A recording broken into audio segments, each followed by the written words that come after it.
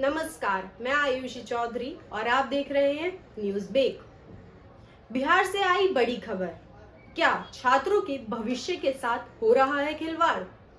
जी हां, आपको बता दें कि पटना में 23 दिसंबर को बीएसएससी की परीक्षा की पहली शिफ्ट का पेपर लीक हो गया था, जिसके बाद लगातार छात्र सभी पाली की परीक्षाओं को रद्द करने की मांग कर रहे थे। बुधवार को भी छात्र परीक्षाओं को रद्द करने की मांग को लेकर प्रदर्शन पर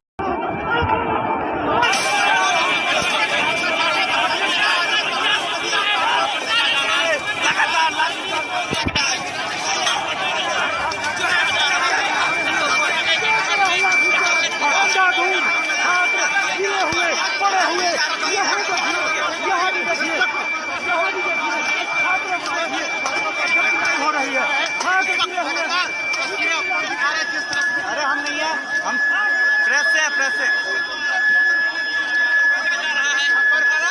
चल रही है और इस ठंड भरे माहौल में प्रशासन के द्वारा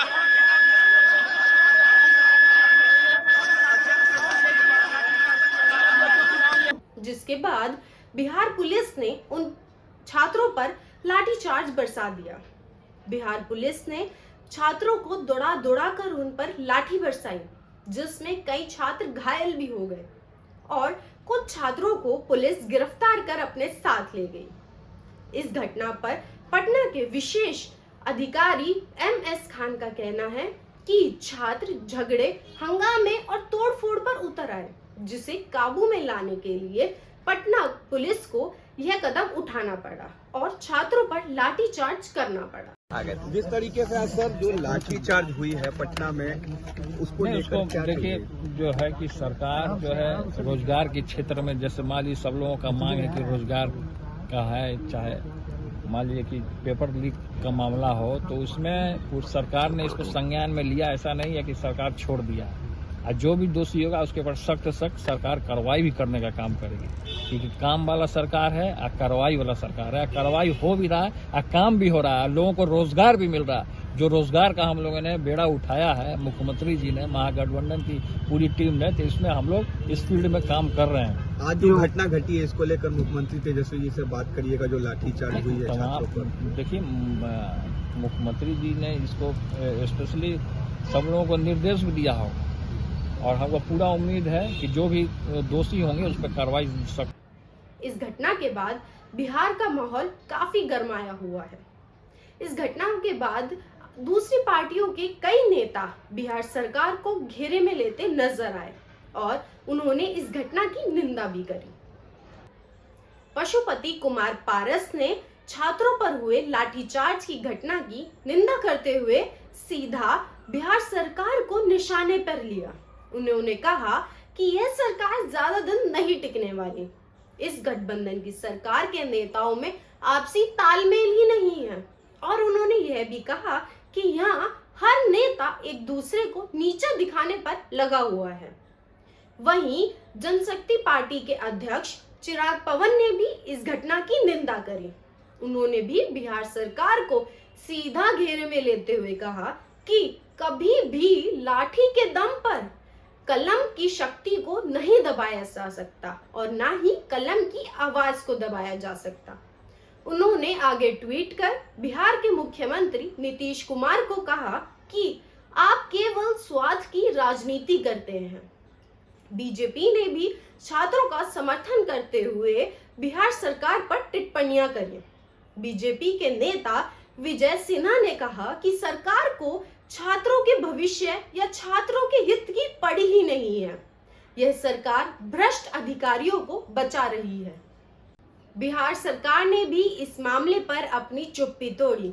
मीडिया ने जब जेडीयू के प्रेसिडेंट लल्लन सिंह से सवाल पूछे तो उन्होंने कहा कि उन्हें इसके बारे में कोई जानकारी ही नहीं है।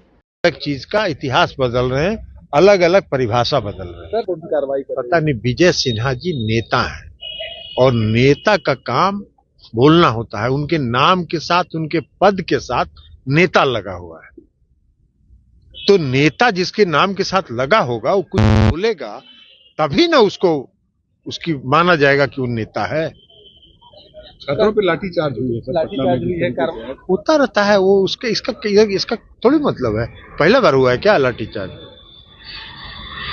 मैंने इस देश में अगर पहला बार हुआ हो, इस प्रदेश में पहला हमको मालूम नहीं है कि कहाँ लाठीचार्ज हुआ कहाँ नहीं हुआ, लेकिन अगर कहीं हुआ है, कोई अगर जो कानून है उसको तोड़ता है, उनको तोड़ने की इजाजत नहीं है।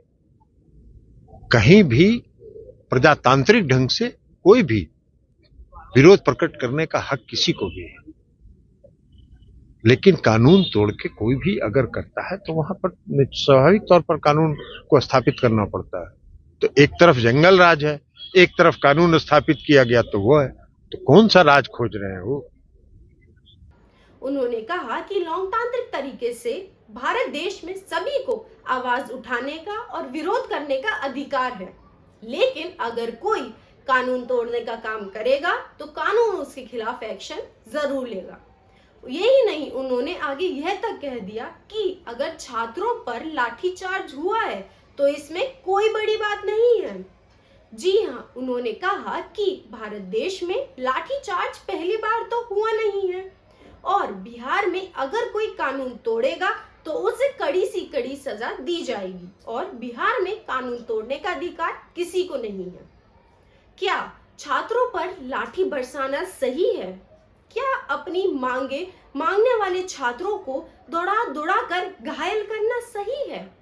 जहां अभी बिहार की गठबंधन सरकार के नेता ही एक दूसरे पर सवाल उठा रहे थे, वहीं आज दूसरी पार्टी के नेता भी बिहार सरकार पर सवाल उठा रहे हैं। अगर आपको वीडियो अच्छी लगी तो वीडियो को लाइक, कमेंट और शेयर जरूर करें और देश भर की खबरों से जुड़े रहने के लिए देखते रहिए न्यूज़ बेक।